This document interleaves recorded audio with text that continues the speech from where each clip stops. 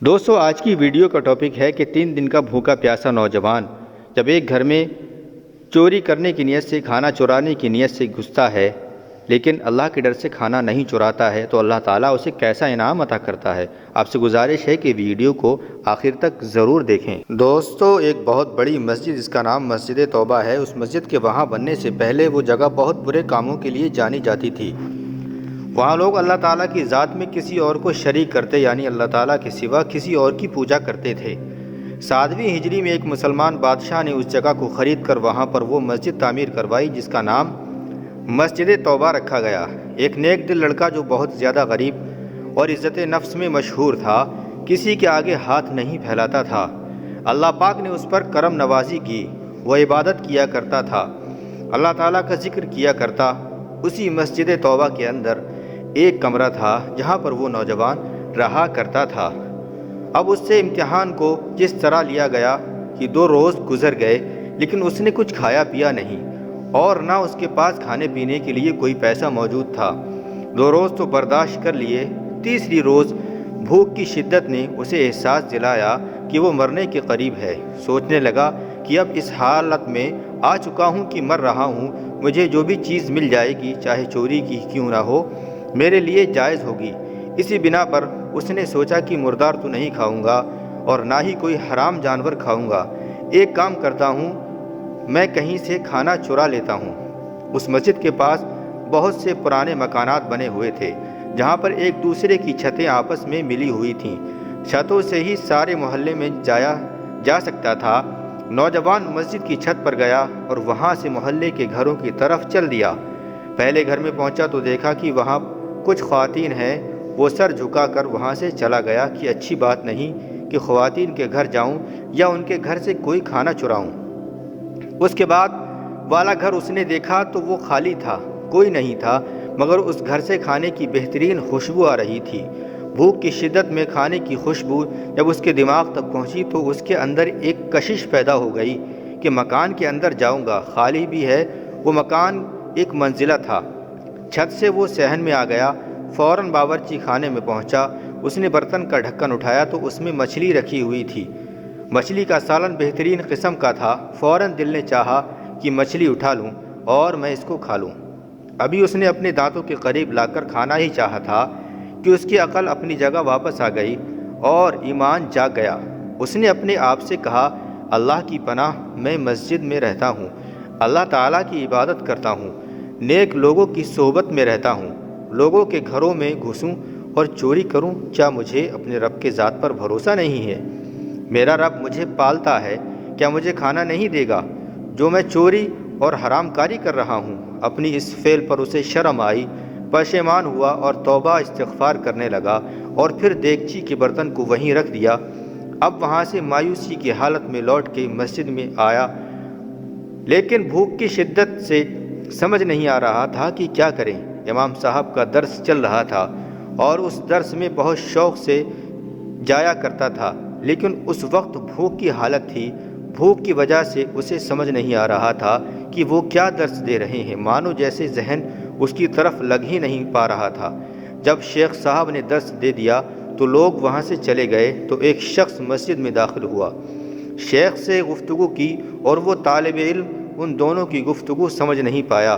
شیخ نے اپنے آس پاس نگاہ کی تو اس نیک لڑکے کے علاوہ کسی کو وہاں نہ پایا کیونکہ سارے لوگ جا چکے تھے۔ پھر اس نے اسے آواز دی، پوچھا، تم شادی شدہ ہو لڑکے؟ لڑکے نے کہا، نہیں شیخ صاحب۔ تم شادی کرنا چاہتے ہو؟ شیخ صاحب نے کہا۔ جوان خاموش رہا۔ امام صاحب نے پھر کہا کہ بتاؤ شادی کرنا چاہتے ہو یا نہیں؟ اس نوجوان نے جواب دیا، اللہ پاک کی قسم، میرے پاس ایک لقمہ روٹی کی بھی نہیں ہے، میرے خود کے پاس پیسے نہیں ہیں تو میں کسی اور کو کیا کھلاؤں گا، میں کس طرح شادی کر سکتا ہوں؟ شیخ صاحب نے کہا، یہ آدمی آیا ہے اور کہتا ہے کہ یہ اپنی بیوہ بہن کے ساتھ رہتا ہے اور خاتون جس کا شوہر وفات پا چکا ہے اس شہر میں بے بس ہے اور اس دنیا میں سوائے اس کے بھائی کے کوئی عزیز رشتہ دار موجود نہیں ہے۔ یہ بھائی کہتا ہے کہ وہ خاتون شوہر سے گھر اور نراش یعنی مال کو پا چکی ہے، یعنی سب کچھ ہے اس کے پاس، وہ ایک امیر ترین خاتون ہے، لیکن اب وہ ایسا مرد چاہتی ہے کہ اس کی سرپرستی میں رہ کر وہ تنہائی کے گناہ سے بچیں اور حفاظت بھی پا سکے۔ کیا تم اس نیک خاتون سے شادی کرو گے جو اس وقت شادی کی خواہش مند ہے؟ نوجوان نے بہت سوچا اور بہت سوچنے سمجھنے کے بعد اس نے ہاں کر دی۔ شیخ صاحب نے نوجوان سے اجازت لے کر اس خاتون کے بھائی سے کہا، یہ نوجوان تو راضی ہے، بہت نیک سیرت کا مالک ہے، اعلیٰ اخلاق ہے، اللہ تعالیٰ کا نیک بندہ ہے، بس اس کے پاس تمہاری بہن کو پالنے کے لیے، اس کی حفاظت کرنے کے لیے پیسے نہیں ہیں، کیا تم قبول کرتے ہو ایسا شخص اپنی بہن کے لیے؟ تو وہ کہنے لگا، میری بہن کے پاس اللہ کا دیا ہوا سب کچھ ہے، بس اسے ایک نیک شوہر چاہیے جو اس کی عزت کی حفاظت کر سکے، اور تم ایک بہترین شوہر ہو کیونکہ وہ اب تنہائی کی زندگی گزارنا نہیں چاہتی۔ شیخ صاحب نے کہا، یہ تمہاری بہن کے لیے بہترین شوہر ثابت ہوگا۔ اسی وقت اس خاتون کے بھائی اور 2 گواہوں کو بلا کر عالم دین نے نکاح پڑھوا دیا۔ نکاح ہو چکا تھا۔ خاتون جو کہ حجاب میں تھی، ان کا چہرہ کسی نے بھی نہیں دیکھا تھا۔ شیخ صاحب نے کہا، اے نیک بیوی، اپنے شوہر کا ہاتھ تھام لیں اور اپنے گھر کی طرف اس نیک شوہر کو لے جا۔ خاتون نے اپنے شوہر کا ہاتھ تھام لیا اور اپنے گھر کی طرف اپنے شوہر کی رہنمائی کی۔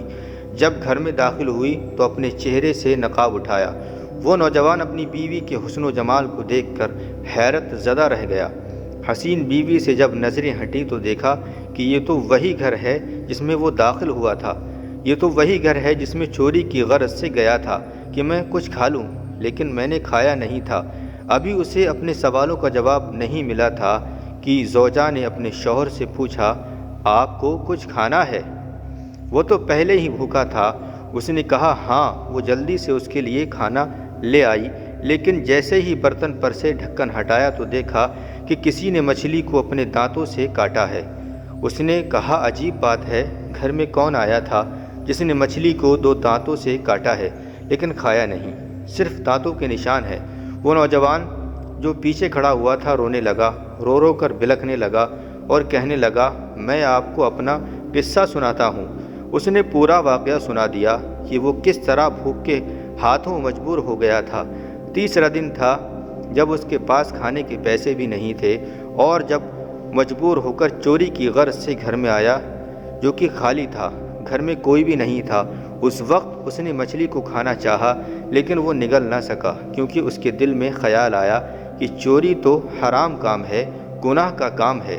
کیا میں اتنا مجبور ہو گیا ہوں کہ میں حرام کام کروں؟